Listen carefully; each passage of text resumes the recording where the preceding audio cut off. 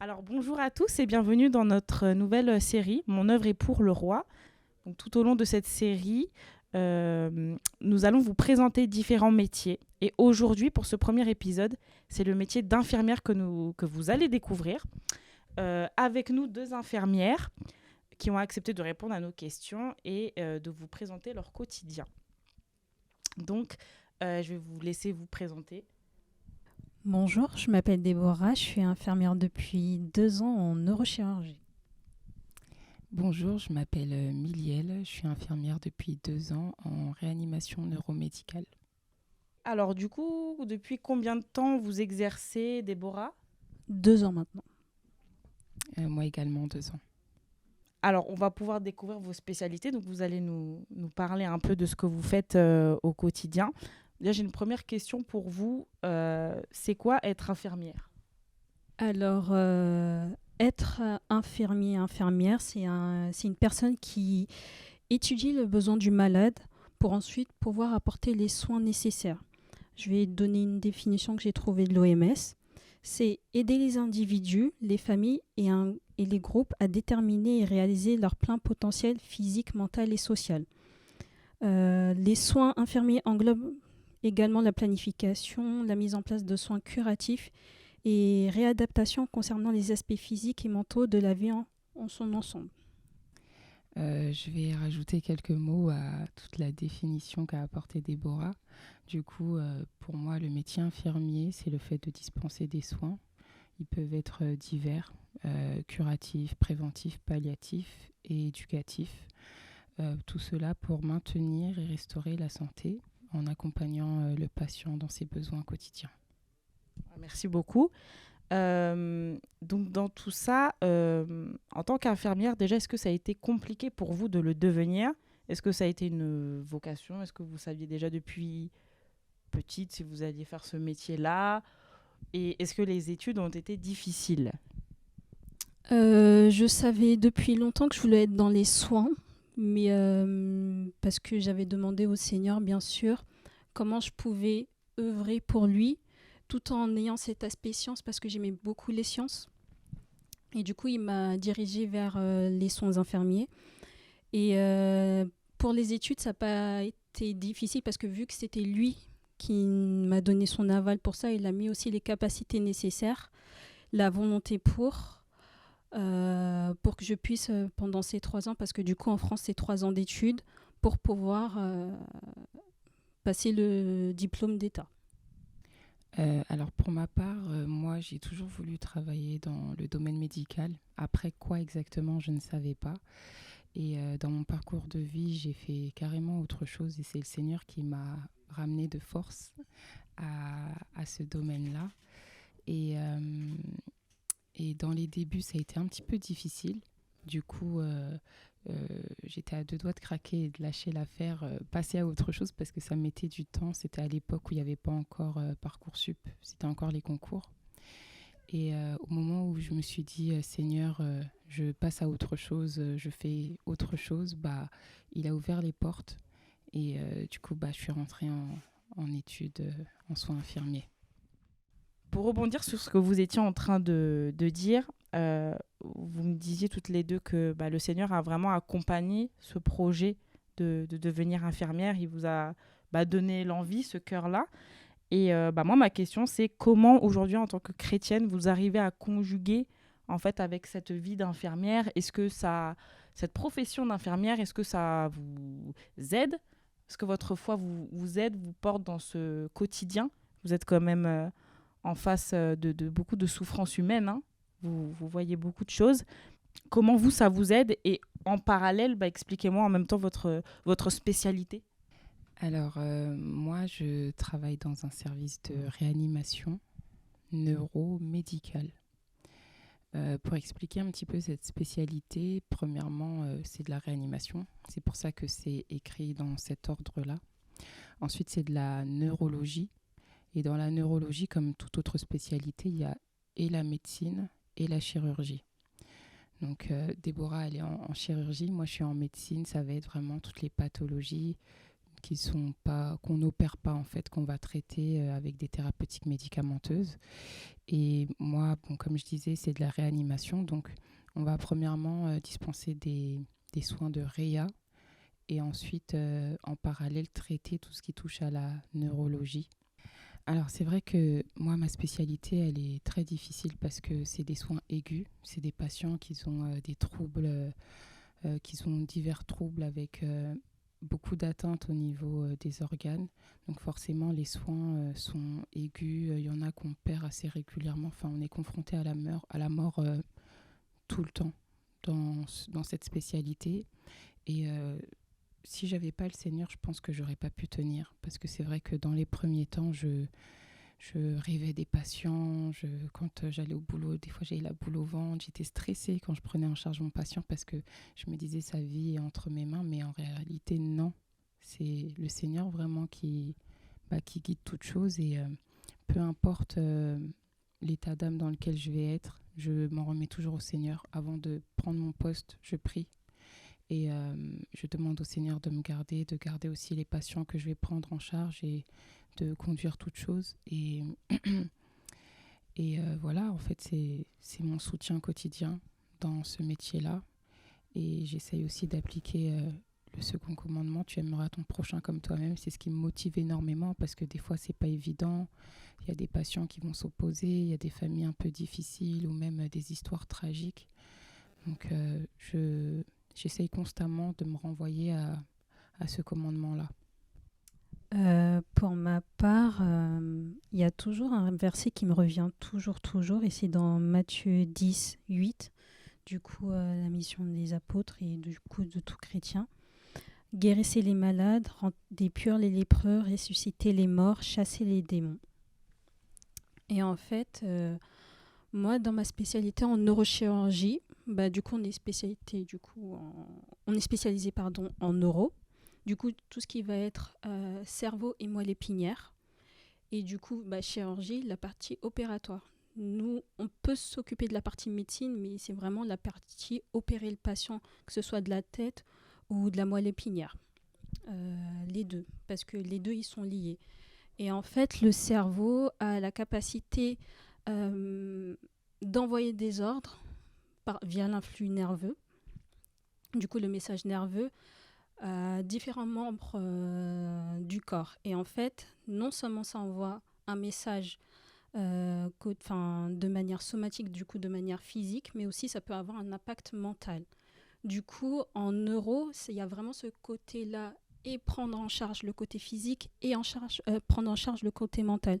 Parce que s'il y a un dérèglement, on va dire, parce qu'il y a différentes sphères du cerveau, entre guillemets, et s'il y a une sphère précisément du cerveau qui est touchée, ça peut impacter au niveau mental, moral. Et du coup, on peut penser qu'une personne est folle, dépressive ou quoi. Non, c'est juste qu'il y a eu un impact au niveau de son cerveau à cet endroit-là précisément.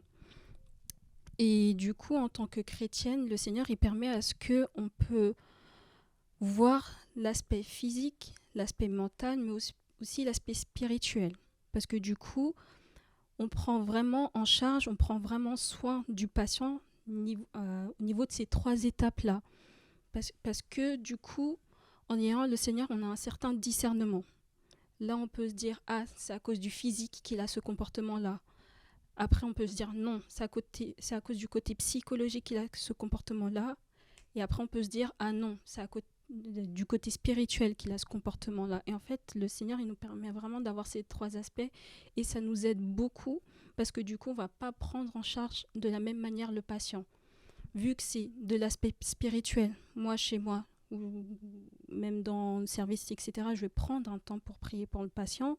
Quand c'est le côté physique, là, il y a vraiment cette collaboration avec les médecins, avec les autres infirmiers, avec les aides-soignants, avec les kinés, les ergothérapeutes, toute une équipe.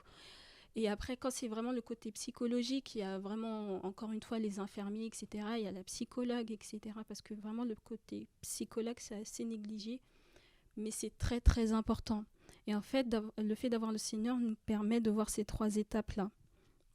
Et pour ma part, ça m'a beaucoup, beaucoup aidé pour prendre en charge les patients. Et là, ils se disent, ah, il y a une vraie différence. Mais parce que du coup, j'ai su discerner qu'à ce moment-là, quel aspect de l'être humain a été touché. Et aussi, ça nous permet aussi, nous, de développer certains fruits de l'esprit, la patience, l'amour, comme elle a dit, une certaine maîtrise de soi, parce que, encore une fois, quand on a certains patients qui se mettent en colère ou quoi, ça peut être dû à leur pathologie ou juste à leur tempérament ou quoi, et du coup, il peut y avoir aussi l'influence de la famille qui fait que, voilà, ils se mettent un peu hors d'eux. Mais du coup, ça nous permet aussi à ce que le Seigneur il puisse nous travailler et nous tailler d'une certaine manière pour qu'on puisse être à son image. Et que quand le patient, etc., il va nous voir, il va se dire « Ah, la première fois, je lui ai fait ça, je lui ai refait ça, je lui ai refait ça, mais elle n'a pas agi de la même manière que les autres soignants. Elle n'a pas parlé de la même manière que les autres soignants. » Et c'est là qu'ils voient une vraie différence et du coup qu'ils se disent « Ah, cette personne, elle est différente. » Et ça peut amener du coup à ce que les personnes veulent en savoir plus sur nous. Et du coup, des fois, on peut introduire le Seigneur de cette manière-là. Et du coup, moi, pour ma part, ça m'a vraiment aidée. C'est vraiment mon collaborateur, le Seigneur. Il me conseille, il m'aide, etc. Même au niveau de la prière, parce qu'encore une fois, dans le milieu hospitalier, c'est pas du tout facile parce qu'on peut être confronté à la mort, on peut être confronté à de choses terribles parce que, encore une fois, en neurochirurgie, ça reste le cerveau et c'est un organe irremplaçable. On peut remplacer le cœur parce qu'il y a des cœurs artificiels, etc. On peut remplacer le crâne, mettre un greffon, on peut remplacer plein de choses, le bras, etc. Mais le cerveau, une fois qu'il est touché, c'est très très compliqué parce qu'il est vraiment irremplaçable et c'est là que vraiment on se rend compte que quand le Seigneur il dit qu'il est la tête et que c'est lui seul qui prend la décision, quand on comprend l'anatomie du cerveau, etc., on se dit waouh, à quel point le Seigneur il est grand. Du coup, voilà. C'est très encourageant, c'est très beau en fait de voir comment le Seigneur il agit dans tout en fait et dans un métier aussi important que le vôtre. C'est important en fait de voir, vous voyez ça pas tous les jours hein, de toute façon, mais c'est important de préciser tout ça. Et pour partir sur un registre vraiment un peu plus médical pour que tout le monde puisse aussi comprendre, une infirmière au quotidien, ça fait quoi ? Parce que c'est vrai que vous nous avez parlé de vos spécialités. Maintenant, on veut savoir concrètement, une infirmière tous les jours, qu'est-ce qu'elle fait ? Quelles sont ses relations avec les médecins, les aides-soignantes aussi, parce que vous travaillez, je crois, tous en étroite collaboration. Donc, je vous écoute. Alors, déjà, il faut savoir qu'un infirmier, une infirmière a deux types de rôles. Il a ce qu'on appelle le rôle propre et le rôle sur prescription. Et en fait, le rôle propre, c'est, on va dire, les compétences qu'une infirmière doit avoir. C'est-à-dire que dans son organisation, dans les soins, etc., ce type de soins, elle peut le faire seule, sans l'aide d'un médecin, etc., on va dire dans une certaine autonomie. Et du coup, dans ce rôle propre, on peut y avoir l'hygiène, on peut avoir du coup l'alimentation, voir quels sont les besoins du malade au niveau respiration, au niveau cutané, s'il a besoin de soins, de pansements et encore certains types de pansements, il y a sur prescription et d'autres sans prescription. En fait, tant que ça n'inclut pas quelque chose qui doit être sur prescription, normalement, l'infirmière, elle est autonome sur ces soins-là. Mais c'est beaucoup de soins d'hygiène. Voilà. Et après, il y a ce côté rôle sur prescription, du coup en collaboration avec les médecins, parce que du coup, les médecins, ils ont beaucoup de choses à faire. Et en fait, ça leur permet de déléguer certains soins. Et du coup, s'ils ne peuvent pas le faire, que nous puissions les faire une fois qu'ils les ont prescrits. Par exemple, les prises de sang, les poses de perfusion, les ablations de redons, tout ce qui va être pose de sonde urinaire, etc. Parce que vraiment, les médecins, ils peuvent être débordés. Et j'aimerais rebondir aussi, le rôle propre, c'est le même rôle que les aides-soignants ont. C'est-à-dire que les compétences qu'une aide-soignante a, c'est les mêmes compétences qu'une infirmière a. Du coup, pour ça aussi, on peut être en collaboration avec les aides-soignantes et on peut du coup déléguer certains soins de notre rôle propre aux aides-soignantes. Par contre, on n'a pas le droit de déléguer des soins qu'on fait sur prescription aux aides-soignantes. Ça, on n'a pas le droit. C'est les médecins qui nous délèguent quelque chose sur prescription. Déborah a tout dit. Je vais juste rajouter un petit truc. C'est que tout ça, tout ce que Déborah a pu dire par rapport aux deux rôles, et le rôle propre et le rôle prescrit, sont régis par le Code de la santé publique. C'est ce qui régit vraiment les actes infirmiers et le métier d'infirmier, et la collaboration avec l'aide-soignant aussi. Et pour revenir un petit peu aussi sur ta question, donc comme je disais, moi je travaille dans un service de réanimation. Il faut savoir que l'infirmière a aussi des compétences en organisation. Donc moi dans mon service de soins, on a une organisation un peu, voire très différente des services d'hospitalisation lambda. Juste pour un petit peu expliquer une journée typique. Bon, moi je travaille de nuit, donc je vais parler d'une nuit typique. Quand j'arrive, déjà je note ma présence. Ensuite, je prends des transmissions pour permettre la continuité des soins. En fait, ceux qui étaient présents la journée vont nous transmettre à nous, l'équipe de nuit, ce qui s'est passé sur la journée, voire sur les quelques jours précédents, pour que nous, on puisse continuer les soins et éviter une interruption dans la prise en charge du patient. Ensuite, je vais faire ma planification. En gros, je vais regarder de quoi le patient a besoin pour toute la nuit. Et je vais commencer. Donc, généralement, en réanimation, on a 3 patients maximum. Donc, en fonction du nombre de patients que j'ai, il faut que je puisse m'organiser pour ne pas déborder, parce que l'objectif, en fait, c'est de toujours être disponible et comment dire, en fait, il pourrait potentiellement se passer une urgence, donc il faut qu'on ait vraiment terminé le plus rapidement possible. Donc on essaye de tout faire assez vite, mais bien aussi. Donc je commence chez mon premier patient, je vais faire mon tour de sécurité, m'assurer que dans la chambre il y a tout ce qu'il faut pour une potentielle urgence. Ensuite je vais faire tout ce qui est nursing, toilette, etc.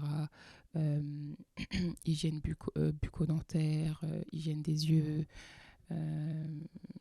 tout ce qui touche à l'hygiène. Après, je vais me tourner un petit peu sur tout ce qui est thérapeutique. Voilà, je lui fais administration thérapeutique, je vérifie mes seringues, parce que en réanimation, on traite beaucoup les patients en... Bon, je vais aller peut-être un peu loin dans les termes, mais en intraveineux, plus qu'en thérapeutique péros, c'est-à-dire qu'on va avaler par la bouche. Ensuite, voilà, je pense que j'ai fait un petit peu le tour et je passe à mon patient suivant et après je vais aider mes collègues. Est-ce que vous auriez des conseils, un ou deux conseils pratiques de la vie quotidienne, des choses que vous voyez un peu tous les jours, que vos patients qui peuvent arriver dans vos services font, des mauvaises pratiques en fait qu'on peut tous avoir au quotidien, que ce soit au niveau de l'hygiène, que ce soit au niveau de la gestion du médicament ou peu importe ce qui vous vient à l'esprit, sur en fait des mauvaises pratiques de la vie quotidienne que vous aimeriez que les gens cessent. Du coup, moi, j'ai 2 pensées par rapport à ça. La première, c'est l'automédication. Franchement, il ne faut pas s'automédiquer n'importe comment, surtout avec certains types de traitements comme par exemple les antibiotiques. C'est vrai que certains, quand ils vont voir certains signes, certains symptômes, ils vont se dire bon, j'ai telle pathologie, du coup je vais commencer à prendre des antibiotiques, ils vont commencer à prendre de l'amoxicilline, comme s'ils prenaient du Doliprane, quoi. Et même le Doliprane, même si c'est fait à base de plantes, ça peut être très dangereux, parce que du coup, nous, on ne donne pas des traitements pour donner des traitements. On connaît leur efficacité, on connaît la famille du traitement, on sait les effets secondaires. C'est pas... il y a toute cette notion-là à avoir. C'est pas un médicament qu'on donne pour donner. Et le fait de prendre des traitements, s'automédiquer comme ça peut être très dangereux et ça peut vraiment avoir un impact sur un organe. Bon, nous, on est plus neuro, mais ça peut toucher le foie, ça peut toucher les reins, ça peut toucher le cœur et surtout les antibiotiques. Les antibiotiques, ça peut être très dangereux, ça peut avoir des effets très négatifs, sachant qu'il y a des antibiotiques qui sont éliminés par le foie et d'autres qui sont éliminés par le rein. Enfin, après, là, je pense aux antibiotiques, mais ça peut être tout type de traitement. Du coup, faire vraiment attention à l'automédication et mieux vaut consulter un médecin généraliste. Bon, après, c'est vrai qu'il y en a beaucoup en ce moment qui n'en ont plus parce qu'ils partent à la retraite. Mais en France, il y a ce système-là de Doctolib ou de Medicare où on peut avoir un médecin via vidéoconférence, etc. Du coup, mieux vaut passer par là pour être sûr parce que ces mêmes symptômes-là peuvent être les symptômes d'une autre pathologie. Mais en fait, le but, nous, c'est d'explorer derrière pour voir, pour que le médecin puisse vraiment poser le bon diagnostic et nous, les infirmiers, donner les traitements nécessaires à côté. Du coup, faire attention à l'automédication et aussi ne pas négliger ce que j'appelle les petites maladies au quotidien. Enfin, c'est des maladies récurrentes, par exemple, ne serait-ce qu'avoir un rhume, avoir mal aux oreilles, etc., avoir mal à la tête. Des petits symptômes comme ça ne sont pas négligés. Même si ça revient, c'est récurrent, etc., ce n'est pas négligeable. Par exemple, moi, je pense à la sinusite. C'est quelque chose que beaucoup de gens ont, que beaucoup de gens peuvent négliger, sauf que ça reste la sphère ORL, sauf que juste à côté de la sphère ORL, il y a la sphère neuro, directement. Et moi, malheureusement, j'ai eu beaucoup de patients qui ont négligé la sinusite et qui ont fini en réanimation avec ce qu'on appelle une craniectomie, c'est-à-dire que du coup la sinusite s'est infectée et qui a mangé tout l'os du crâne et du coup on a dû nettoyer, enlever une partie, voilà. Pour vous dire à quel point ce qu'on appelle de petites maladies peuvent aller très loin. Du coup, ne négligez surtout pas ça, les sinusites, les maux de tête, les douleurs aux pieds, des petits tremblements, etc. C'est vraiment des petites choses à ne pas négliger. Ne pas avoir peur, mais ne pas négliger. Voilà. Je vais rebondir un petit peu sur ce que Déborah a dit là tout de suite. Moi, ce que je voudrais dire, c'est que Internet n'est pas médecin. Le problème des gens, c'est que dès qu'ils ont un petit symptôme, ils vont tout de suite se tourner vers Internet. Ce qui donne après l'automédication. Et malheureusement, certaines personnes se retrouvent hospitalisées pour autre chose que pour leurs problèmes de base parce qu'ils se sont automédiqués et du coup, ça a été un petit peu la boule de neige, quoi. Et par rapport à l'hygiène, j'aimerais vraiment faire un petit point sur l'hygiène des mains. Parce que c'est quelque chose que malheureusement on peut négliger. Bon, nous, les soignants, on a tendance à un peu trop se laver les mains. Mais c'est vrai que pour la population lambda, si je peux dire ça comme ça, les gens vont un petit peu négliger le lavage des mains. Et malheureusement, c'est ce qui est à l'origine de la transmission de beaucoup de pathologies, surtout infectieuses, et qu'on pourrait éviter juste par le lavage des mains. J'aimerais rebondir aussi du coup, sur les soins d'hygiène. Franchement, ne pas négliger du coup l'hygiène des mains, ne pas négliger de prendre soin de son corps, ne pas négliger d'avoir des produits adaptés aussi à son corps, de vous protéger du soleil, faire attention, demander des conseils, ne serait-ce que pour ce que vous prenez pour votre corps, je sais pas moi, de la crème, etc. Parce que c'est vrai que par exemple, il y a très peu de personnes qui mettent de crème solaire alors que ça peut protéger de beaucoup de choses, de maladies de la peau, etc. Vraiment, niveau hygiène, n'hésitez pas à vous laver plusieurs fois les mains, n'hésitez pas à vous désinfecter. Faire attention si vous êtes malade, si vous avez quelque chose de contagieux et que vous le savez, protégez-vous, protégez aussi les personnes de votre entourage. Voilà. Eh bien, merci beaucoup pour toutes ces informations. Est-ce que vous auriez un petit mot de la fin pour conclure un peu ce podcast ? J'aimerais juste dire à toutes les personnes qui ont vraiment à cœur de faire ce métier-là, le métier d'infirmier, si c'est vraiment poussé par le Seigneur, en tout cas, n'hésitez pas parce que c'est un métier qui est très diversifié. Il y a énormément de spécialités et beaucoup de possibilités d'évolution. On peut faire infirmier anesthésiste, infirmier puériculteur, infirmier spécialisé en bloc opératoire et depuis peu infirmier en pratique avancée. Et aussi, on peut emprunter la passerelle pour aller en médecine. Donc franchement, n'hésitez pas, il y a aussi beaucoup de diplômes universitaires qu'on peut faire et des masters spécialisés dans plein de choses diverses. Donc franchement, vous avez un large choix. Du coup, pour rebondir, oui, le métier d'infirmier est un très beau métier, un métier qui n'est pas que réservé aux femmes, qui est réservé aussi pour les hommes. Il y a de plus en plus d'hommes infirmiers et il y a vraiment aussi cette idéologie que certains encore ont que, que les infirmiers sont en dessous des médecins, ils ont moins de connaissances, pas du tout. En tant qu'infirmier, on a beaucoup de connaissances. En tant qu'infirmier, on peut éduquer les patients. En tant qu'infirmier, on peut soigner les patients. On est beaucoup plus présent au chevet du patient. Et en tant que chrétienne aussi, il y a vraiment cette part-là où, à travers vous, le Seigneur permet de soigner la personne. Le Seigneur permet de guérir la personne, que ce soit avec vos mains ou avec vos paroles. Du coup, si le Seigneur vraiment vous met à cœur de faire ce métier-là, allez-y. Parce que derrière, vous ne soignez pas qu'une seule personne, vous soignez toute une famille, vous soignez plein d'individus derrière. C'est vraiment pas juste une personne. Et puis on remercie nos sœurs de nous avoir accordé ce temps où elles ont pu nous donner beaucoup d'informations et nous partager aussi leur témoignage de leur vie en tant qu'infirmière chrétienne. Et on vous donne rendez-vous pour le prochain épisode de la série Mon œuvre est pour le roi.